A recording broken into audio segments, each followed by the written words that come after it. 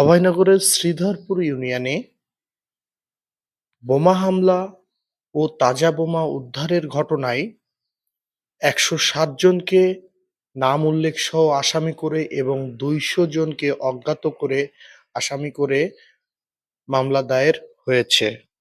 গত ১৯শে নভেম্বর দিবাগত রাত্রে ১১টা ৩০ মিনিটের দিকে ইউনিয়ন ভূমি অফিসের সামনে এই বোমা হামলার ঘটনাটি ঘটে।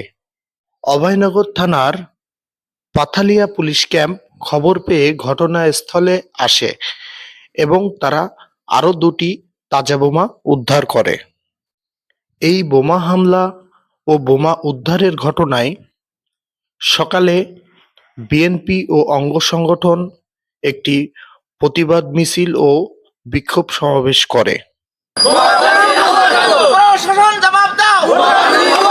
আওয়ামী লীগের আস্তানা, ছাত্রলীগের আস্তানা, যুবলীগের আস্তানা, জ্বালায় দে, পোড়ায় দে। মাওবাদীর আস্তানা, প্রশাসন জবাব দাও। প্রশাসন জবাব দে। Action, action. সন্ত্রাসীদের বিরুদ্ধে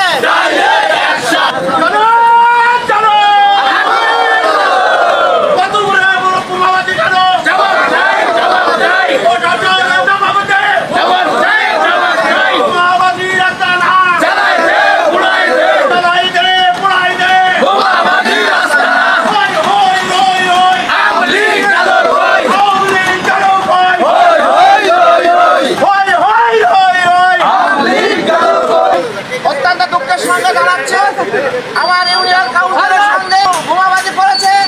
প্রশাসনের দৃষ্টি আকর্ষণ করছি, তাদেরকে গ্রেপ্তার করতে হবে। পারলাম সকালে গতকাল রাত আনুমানিক 12টার সময় সন্ত্রাসী দ্বারা আমার ইউনিয়ন কাউন্সিলের সামনে দুটি পরস্পর বোমা বিস্ফোরিত হয়েছে।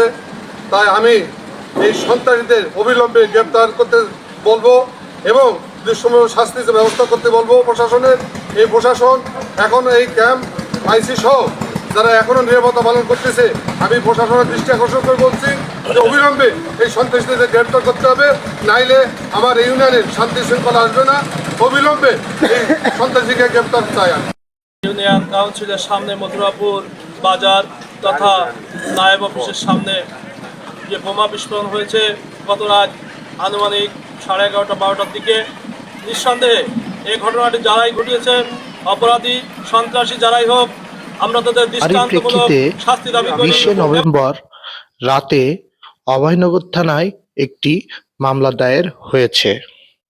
মামলাতে ১০৭ জনের নাম উল্লেখ করা হয়েছে এবং অজ্ঞাত আসামি করা হয়েছে ২০০ জনকে। দক্ষিণ বাংলা নিউজ ডেস্ক।